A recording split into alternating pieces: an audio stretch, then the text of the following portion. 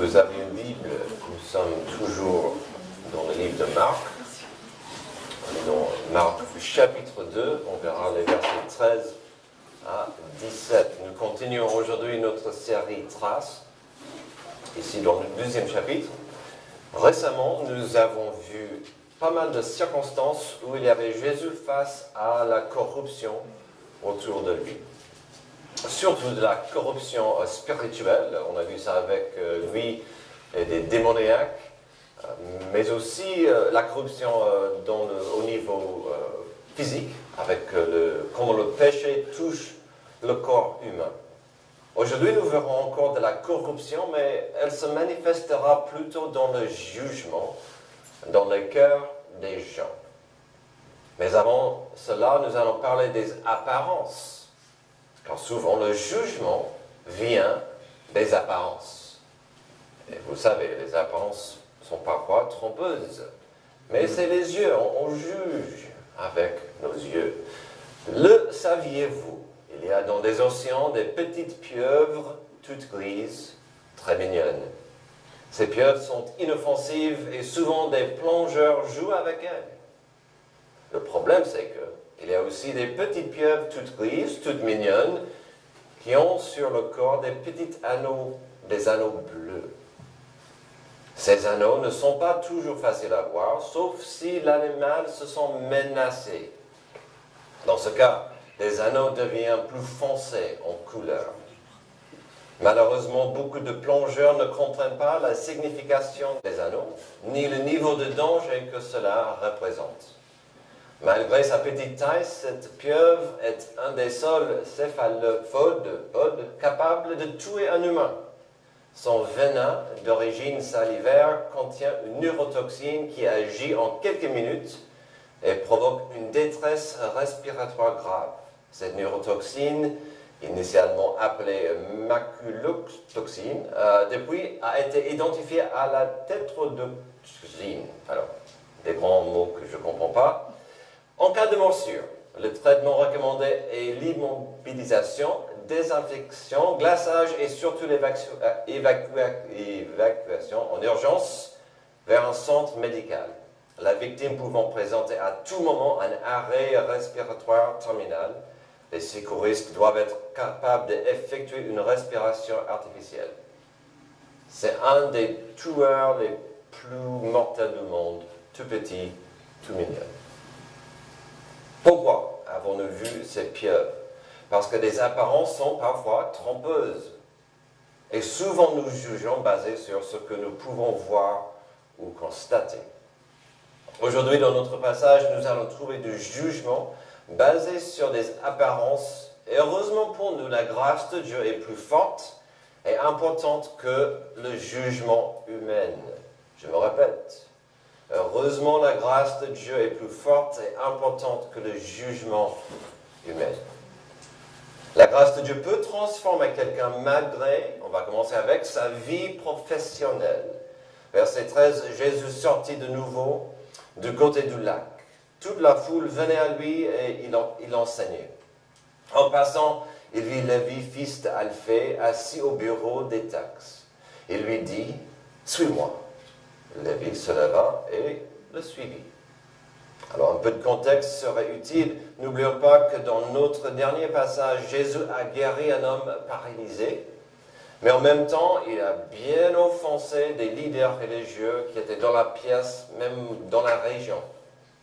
Nous voyons dans notre passage qu'encore, comme se faisait souvent Jésus, il y avait une foule autour de lui. Et Jésus ne cherchait pas des foules pour deux raisons. Il voulait prêcher la repentance et l'importance de venir à lui, le royaume de Dieu arrivait. Et puis, il comprenait aussi que si une foule arrivait, tout le monde voulait le toucher, voulait un miracle. Et il n'était pas contre les miracles. Mais ce n'était pas pourquoi il est venu. Il est venu pour le message. Il est venu pour proclamer la bonne nouvelle. Et souvent, ça devenait un cirque. Quand Jésus était là, on a vu ça la semaine dernière dans la maison. Donc ce n'est pas étonnant de voir encore Jésus en train de se déplacer au verset 13. Puis après une prédication, Jésus a commencé encore de bouger de se déplacer et hop, il passe à côté d'un stand important. Des historiens, des experts disent qu'encore il y avait ici un carrefour important de toutes sortes de commerçants. À cet endroit, on peut fixer sur la carte où il était. Il y avait un carrefour avec des gens qui venaient en caravane avec des chameaux. Il y avait des marins qui étaient là avec leurs marchandises. Il y avait tout un commerce. Et donc, c'était un endroit très, très propice pour quelqu'un qui était un collecteur d'impôts. C'est un peu comme des endroits que nous voyons, où on se trouve des contrôles de police pour nous dans les voitures. Souvent, je vois un contrôle à l'entrée de l'autoroute à Carissena. Ils entrent, ils prennent la route et hop, c'est trop tard. S'il y a un problème, vous êtes coincé. À l'entrée principale dans la zone industrielle du Sein, vous descendez le pont et souvent ils sont là, au rond-point. Il n'y a pas une issue si vous n'êtes pas en règle. Même chose pour Lévi, notre collecteur d'impôts. Il était bien placé. Mais ce sont des détails. Ce qui compte, ce qu'il faut comprendre, c'est que, Houston, nous avons un problème. Parce que il y avait un juif qui recevait des impôts pour l'Empire de Rome. Ah, recevait, ce n'est pas le mot, il imposait, d'où le mot impôt. Qui ici aime des impôts? Des collecteurs d'impôts. Le site impôt.gov.fr. Et je vous rappelle que c'est la saison, d'accord? Ok. Je vous en prie. Donc, nous avons un collecteur d'impôts pour des envahisseurs, des concurrents du pays. Quel rappel pénible de votre sort et votre place dans la vie. Alors, en 1943, qui en France aurait aimé de payer des impôts à l'Allemagne? Qui aurait aimé de payer des impôts à l'Allemagne avec un Français qui avait sa main ouverte? Alors ce métier était détesté par les Juifs, c'est compréhensible, mais le boulot lui-même n'était pas mal, même si les sentiments de autrui n'étaient pas un problème. Si vous pouvez supporter des critiques de autrui, c'était un bon boulot. On pense que ça paye pas mal, et on présume aussi que ça paye un pourcentage de ce qui entrait, qui aussi menait à beaucoup de corruption. Imaginez que moi, je suis un collecteur d'impôts, et je vois Antoine Nkokela qui passe. Je ouvre le registre et je dis, Monsieur Nkokela, s'il vous plaît, c'est le moment pour que vous payiez vos impôts.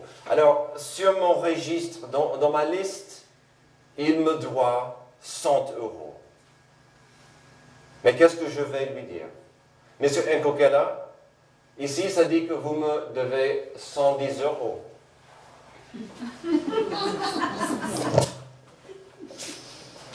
Merci, Monsieur Nkokela.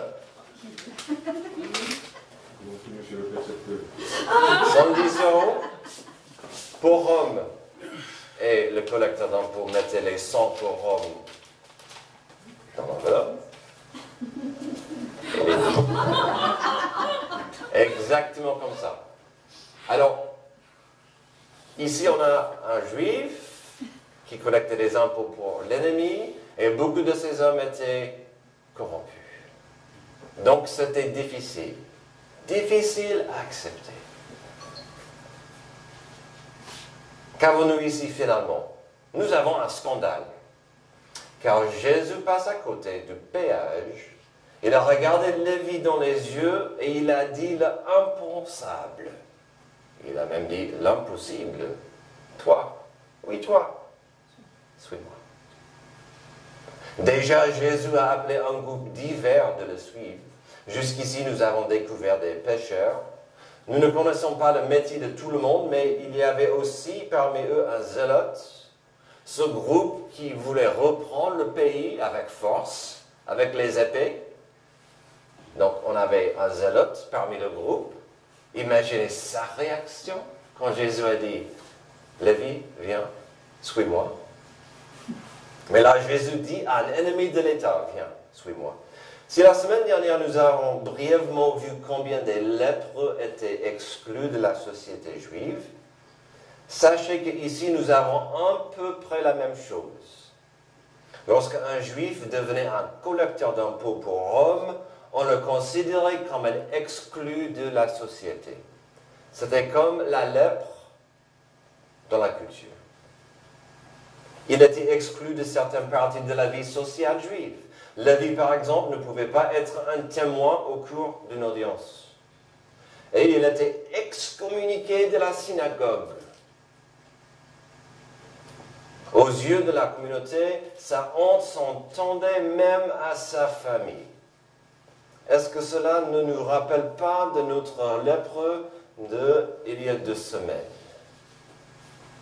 où personne voulait, pouvait se procher de lui ni le toucher? Est-ce qu'il y avait de la honte qui couvrait la vie? Déjà au début dans les évangiles de Marc et de Luc, nous trouvons qu'ils appelaient ce monsieur Lévi. C'est normal, pourquoi pas? Son nom était Lévi, fils d'Alphée. Mais quelque part, nous ne savons pas quand ou pourquoi il est devenu Matthieu.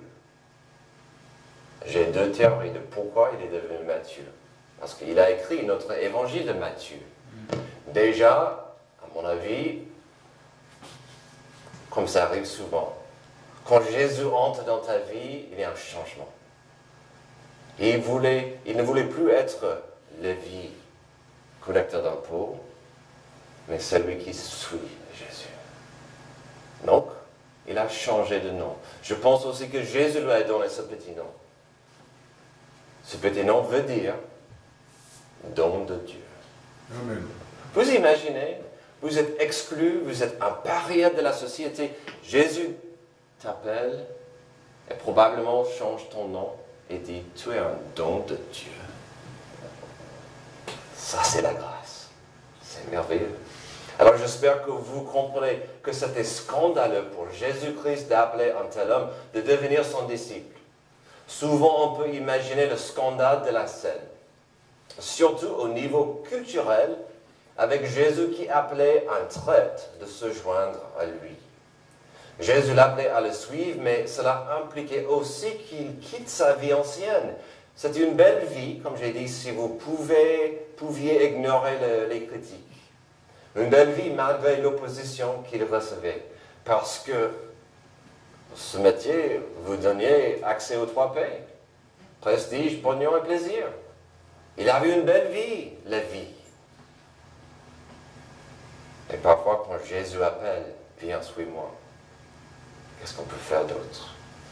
Récemment, j'ai vu quelque chose dans la série The Chosen qui m'a aussi rappelé que cet appel devait être problématique au sein des disciples. On pense que c'était problématique pour la culture, les gens autour.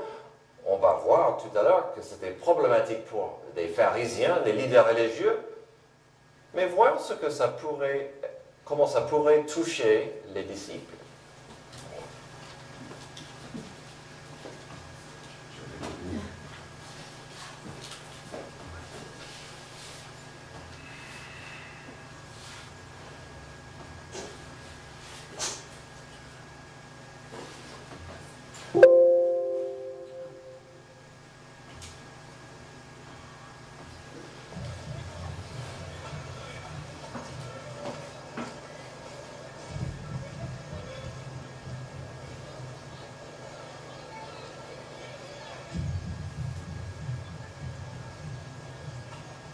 Matthieu?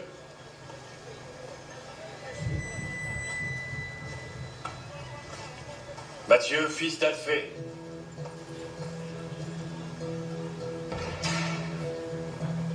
Oui. Suis-moi.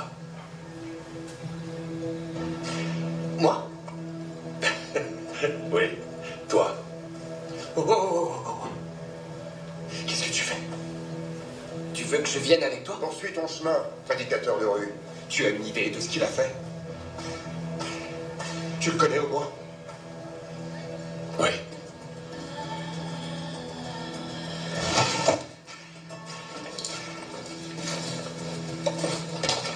T'as entendu? Je t'ai dit de...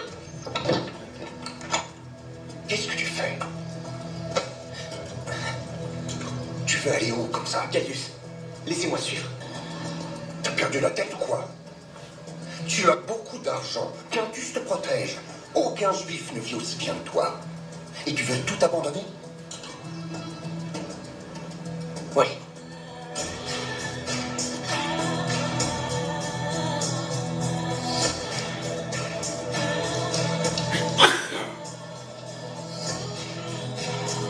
J'y comprends rien. Tu n'as rien compris non plus quand je t'ai choisi. Oui, mais là c'est différent. Je ne suis pas collecteur d'impôts. Il faudra t'y habituer.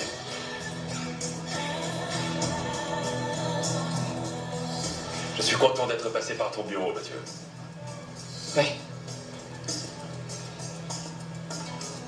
On y va?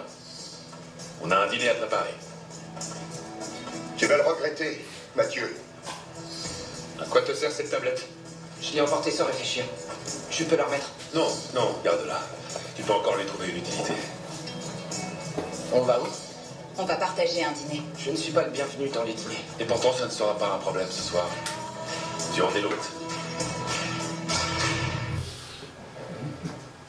On va dîner chez toi. Ce qui m'a frappé avec cette scène, c'est Pierre qui dit, « Mais qu'est-ce que tu fais, Jésus? Tu ne comprends pas ce que tu fais en appelant cet homme? Non. » Et Jésus a dit, « Mais tu n'as rien compris quand je t'ai appelé. »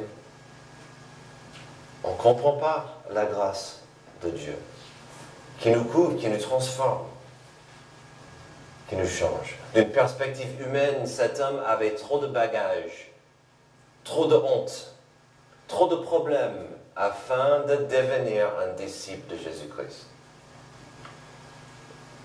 Cet homme avait trop de bagages, trop de honte, trop de problèmes afin de devenir un disciple de Jésus-Christ. Mais n'avons-nous pas tous trop de bagages, trop de honte, trop de problèmes afin de devenir un disciple de Jésus-Christ? Au moins, sans la grâce de Dieu. La grâce de Dieu peut transformer quelqu'un malgré sa vie professionnelle, aussi malgré sa vie dans le passé, verset 15. Comme Jésus disait, comme Jésus était à table dans la maison de Lévi, beaucoup de collecteurs d'impôts et de pécheurs se mirent aussi à table avec lui et avec ses disciples, car ils étaient nombreux à le suivre. Le voyant manger avec les collecteurs d'impôts et les pécheurs, les spécialistes de la loi et les pharisiens dirent à ses disciples, « Pourquoi mange-t-il avec les collecteurs d'impôts et les pécheurs ?» Encore ce jugement. Mais qu'est-ce que Jésus fait? Est-ce qu'il ne comprend pas? La Bible n'explique pas comment ils se sont trouvés chez Lévi après son appel. Nous pouvons facilement imaginer la joie et l'espérance que Lévi avait et voulait partager au sein de lui. Il a organisé un festin, une fête, un grand repas pour Jésus et pour ses disciples, pour ses nouveaux collègues. Probablement c'était pour remercier Jésus, mais aussi c'était probablement pour fournir une façon pratique de partager sa nouvelle joie.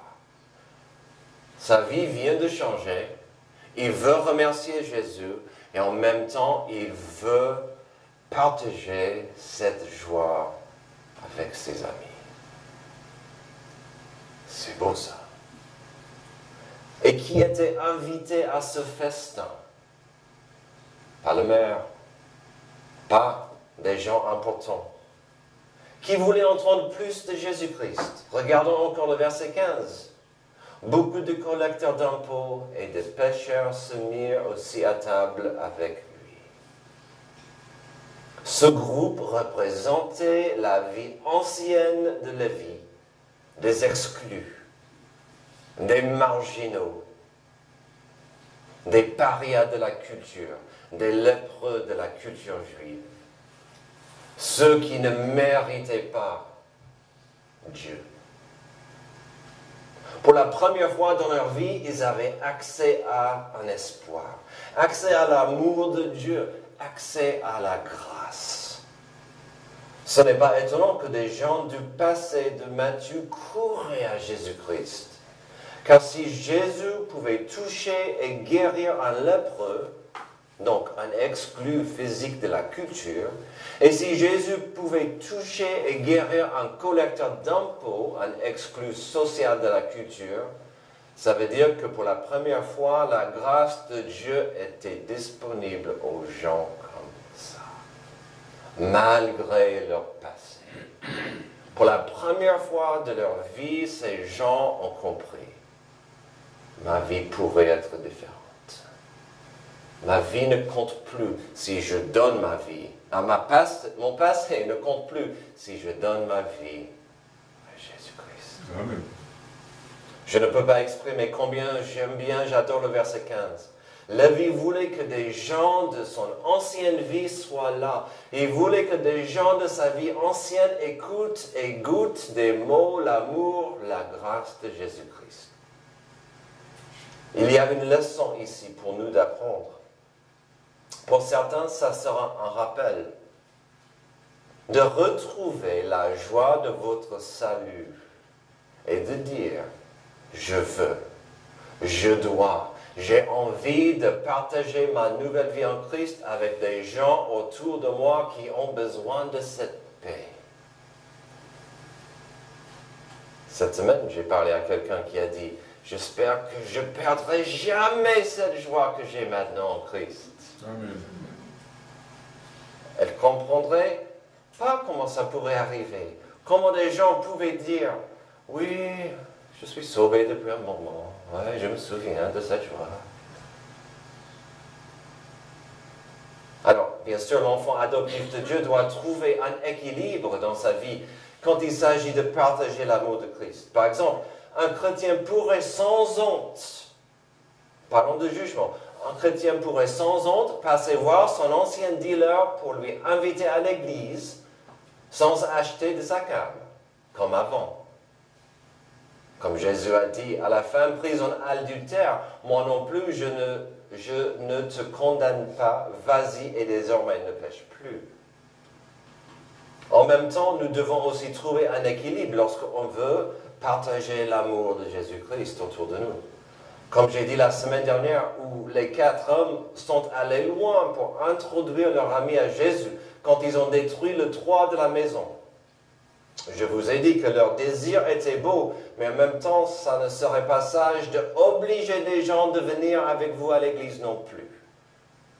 On peut partager l'espérance, on peut partager la joie, mais de tirer quelqu'un par l'oreille et dire « Viens avec moi à l'église parce que c'est pour ton bien », ça ne va pas fonctionner comme ça.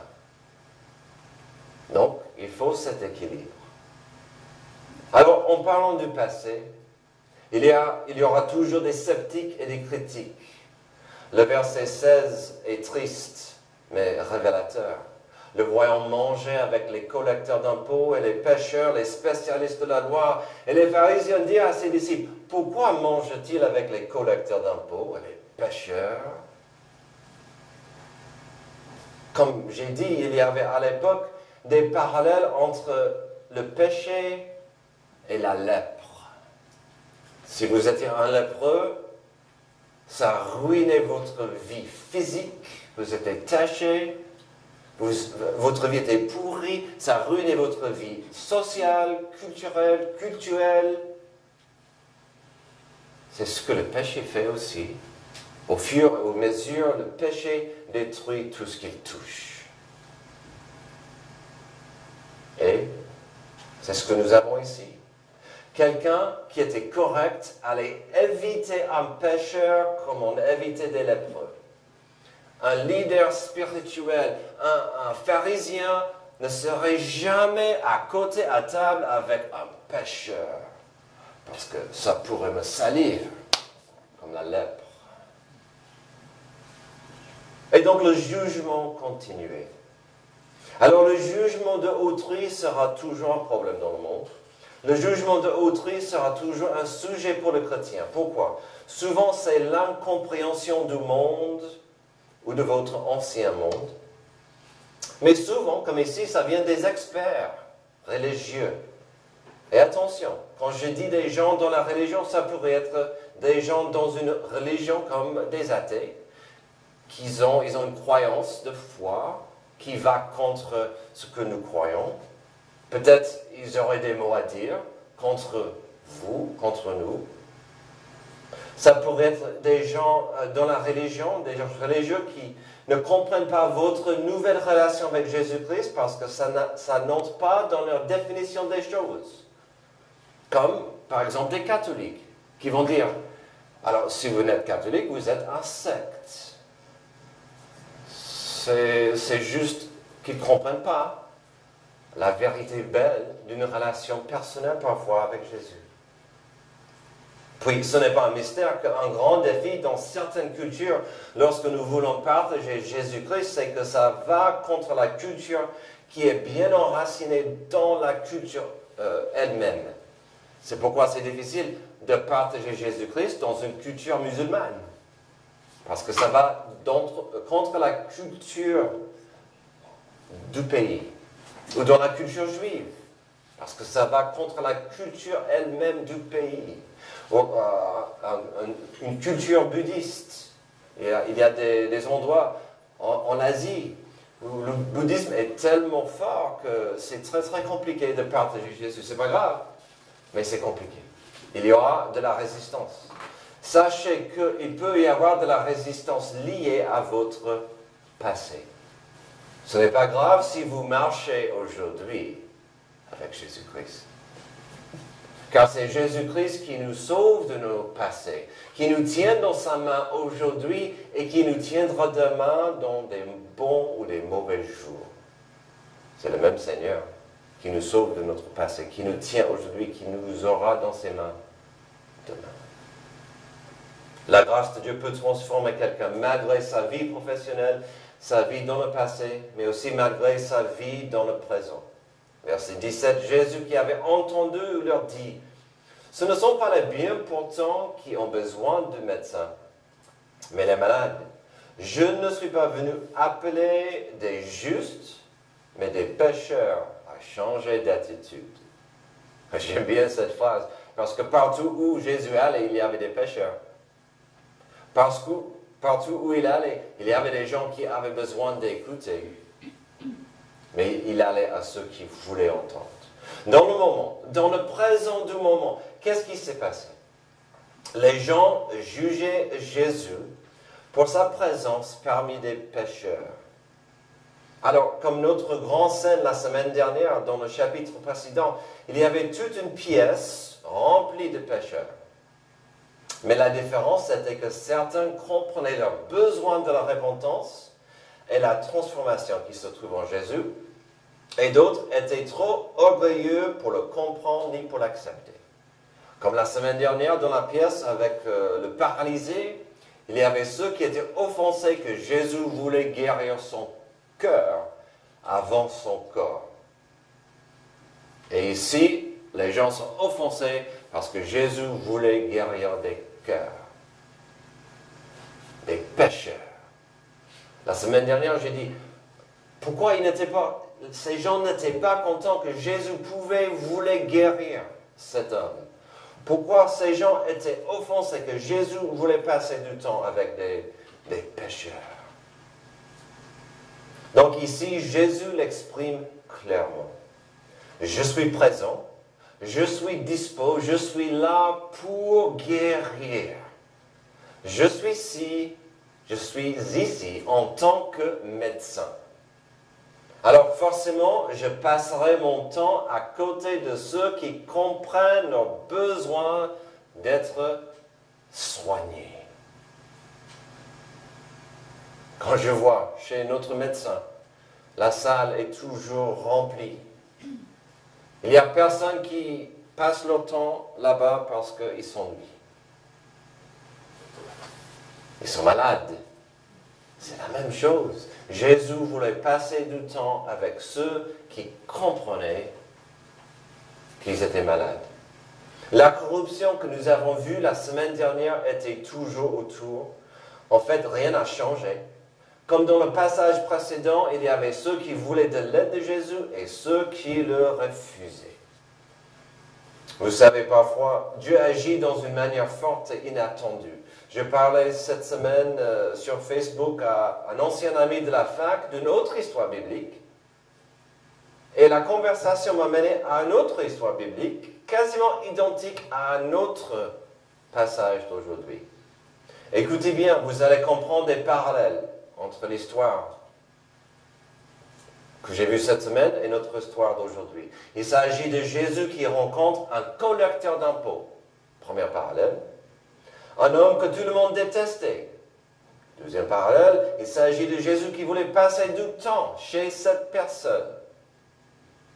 Il s'agit de la repentance de la personne, suivie par des experts religieux offensés qui disaient « Comment ose-t-il » Pourquoi Jésus passe du temps avec lui, c'est un pécheur. Et la réponse de Jésus dans le moment était ceci. Le Fils de l'homme est venu chercher et sauver ce qui est perdu. Dieu soit glorifié. Jésus est venu chercher ceux qui sont perdus. L'histoire en question, le collecteur d'impôts en question, c'est Zachée. Vous connaissez peut-être l'histoire. Et lui, il était bien plus corrompu que Matthieu. Mais quand même, il s'est repenti grâce à la présence de Jésus. Dans notre passage du jour, nous avons ceci. Ce ne sont pas les bien portants qui ont besoin de médecins, mais les malades. Je ne suis pas venu appeler des justes, mais des pécheurs à changer d'attitude. Si, il y a quelques semaines, nous avons fêté la Pâque, si chaque semaine nous réunissons autour des chants de louange et la parole de Dieu, si chaque semaine nous prions et nous partageons la grâce et l'amour de Dieu autour de nous, c'est parce que notre troisième point du message dit que Jésus-Christ peut et veut transformer des vies aujourd'hui, dans le présent. Est-ce que Dieu a transformé des vies dans cette Église dans le passé? Oui. Est-ce que Dieu transforme des vies dans cette Église aujourd'hui? Je l'espère. Veut-il le faire demain? Oui, absolument. Alors, c'est pourquoi nous existons, que nous battons, que nous venons, que nous donnons, que nous prions, que nous chantons, que nous partageons. Aujourd'hui, nous avons vu dans notre passage que la grâce de Dieu peut transformer quelqu'un malgré sa profession, malgré sa vie dans le passé et sa vie dans le présent. C'est pourquoi le but de notre Église, c'est de faire et de former des disciples de Jésus-Christ. Nous sommes tous sur ce chemin d'être formés. Je suis toujours sur le chemin d'être formé, d'être un disciple. Et pourquoi pas? Car ce n'est que seul Dieu qui peut voir, qui peut connaître ce qu'il pourrait faire à l'intérieur de quelqu'un. Je ne peux que voir votre extérieur, même si certains ici sont très beaux. Mais ce n'est que l'extérieur, c'est Dieu qui voit l'intérieur. N'oublions jamais qu'à l'époque où Dieu a appelé et a roi David de devenir le prochain roi d'Israël, il n'était qu'un simple berger, probablement un ado, comme Sacha. Oh non, c'est pas possible. Amen. Sa famille, même le prophète Samuel ne voyait qu'un ado. Lorsque ce jeune homme a proposé de s'affronter contre Goliath, le géant, ses grands frères et même le roi Saul ne voyaient qu'un ado. Mais David a compris quelque chose que personne d'autre comprenait. La consécration à Dieu commence dans le cœur. Avant d'avancer au corps. À Goliath, David a dit, « Tu marches contre moi avec l'épée, la lance et le javelot. Moi, je marche contre toi au nom de l'Éternel, le Maître de l'univers, au nom de Dieu de l'armée d'Israël que tu as insulté. » David a compris que c'était un problème spirituel de l'intérieur, un problème du cœur. Et c'était Dieu qui pouvait régler ça dans le moment.